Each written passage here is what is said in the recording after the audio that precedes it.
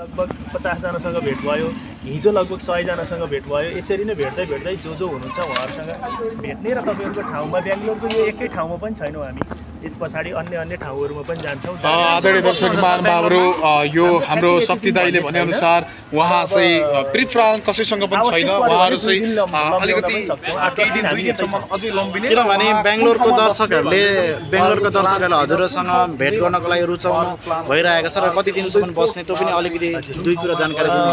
हामी त्यही हो, लगभग 8-10 दिन चाहिँ हुन्छौँ, 8 दिन जति चाहिँ हुन्छौँ। 2-3 दिनै भइसक्यो हामी आएको, 7-8 दिन अहिले बस्छौँ। मैले भने नि, हामीलाई कसैले अराएर कसैले काम लगाएर बेंगलोर जा, यो काम सकेर आइज भनेर पठाउनु भएको होइन।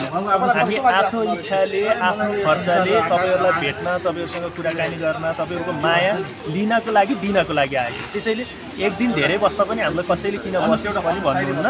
तपाईँहरूसँग समय निकाल्न सकेन भने एक दिन एक्स्ट्रा निकालेर पनि हामी बस्छौँ, धेरै जान्छौँ। चित्र कोरिदिनु मन। हजुर अझ अब यो बेंगलोरमा अब कुन ठाउँ जानु बा कुन ठाउँ बस्नु विचार छ? फिक्सै छैन, हाम्रो फिक्सै छैन। मैले भने नि अघि अनप्लान, हामी प्लान बनाएर जाँदैनौँ।